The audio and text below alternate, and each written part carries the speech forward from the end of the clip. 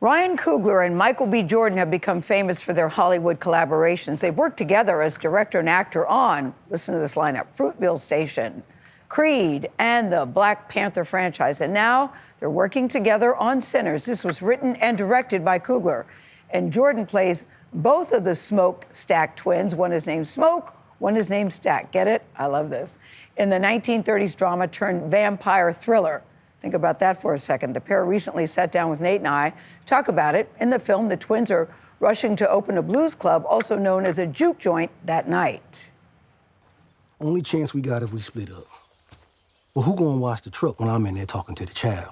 Just let them see it's you. We've been gone a long time, Stack. 7 years ain't long enough to forget about us. All right. Watch this fool, make sure he don't get in no trouble.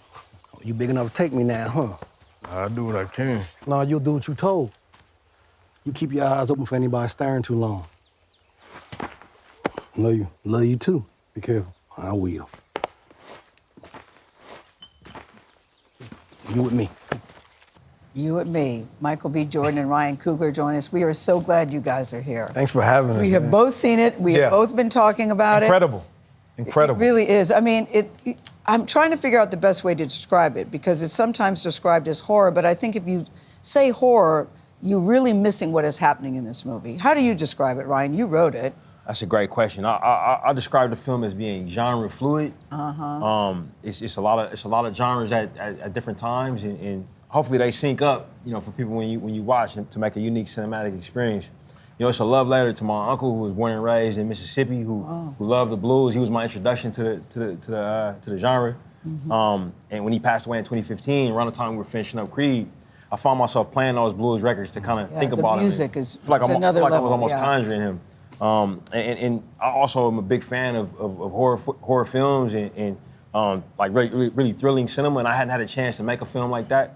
Thus far in my career. And when I researched the blues, and specifically the Delta blues music, right around that Delta region of Mississippi, and it's a lot of mythology around it that opens it up to the supernatural. A lot of supernatural, but also rooted in a lot of truth. Absolutely. You said you like horror. Number one, I have to show a picture of me watching the movie at one point. Can we just put the picture of me watching? This is me watching the movie. Open your eyes. So, Michael, do you like horror?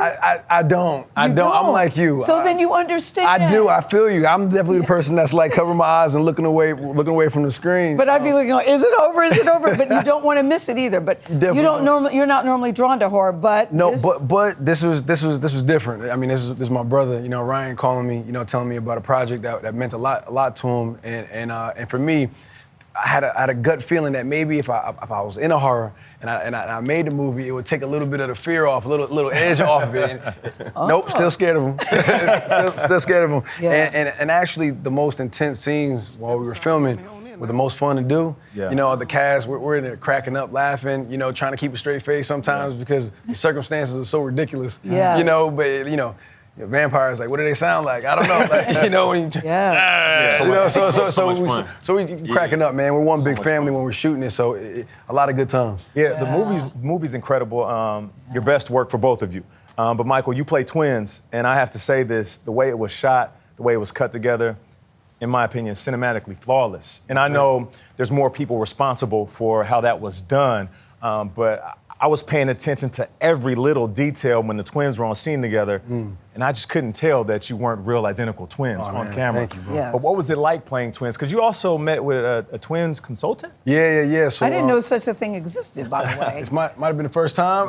Who knows? Yeah. But no, Ryan had two friends that are twins, twin brothers, Noah and Logan.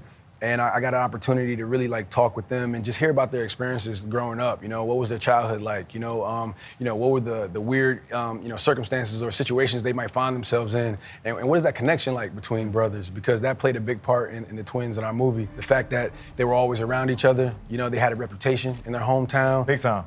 Yes. And if you really talk to twins, a lot of them, they don't like being apart from each other. They really enjoy being right next to each other. So they also have a very special bond. 1,000%. A sense of loyalty, you know what I'm saying? And a physical and mental connection. Yeah. And also we wanted to explore what they were like when they weren't around each other, and how other people treated them, not sure which one was which. So we kind of dive into a lot of those circumstances, and it was pretty challenging to shoot, but it was a lot of fun and my most rewarding one yet. The other thing I loved about the movie was the music. Ooh. Number one, you had some really cinematic movie scenes where you talk about genre, where you're going in different genres and you see different dancing and you see different celebrations. What role did music play for you in this movie? I've never seen it done that way. You're right, Gayle. Yeah, well, at its heart, the movie is about a blues guitarist, you know, in the tradition of Son House or Robert Johnson or Tommy Johnson. And one of my best friends and one of my, collaborators for all of our movies together is a guy named Ludwig Göransson, who's a Swedish composer. He also works with Chris Nolan recently. He did the score for Oppenheimer, but he did all of our films together. And we met in film school. And I found out recently on this movie that the whole reason that he's a musician, he started off with the guitar because his father in Linköping, Sweden, went as a teenager to see Delta blues musicians play when they weren't allowed to tour in America, so they went to Europe. And it inspired his dad, who's 70 years old now, to become a musician. And he then taught his kid, Ludwig, who then came to California to learn how to make movies, met me, and we got to make this film. I was able to work with my wife, Zenzi, who you guys know.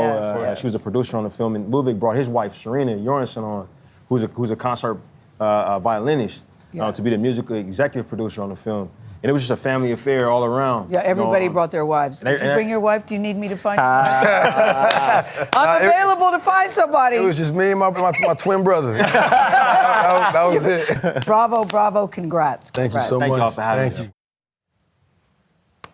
Gayle trying to get the scoop on Michael B. Jordan. Hey, Sinners is out this Friday, April 18th in theaters and IMAX nationwide. Run, don't walk. It is the movie of the year for me.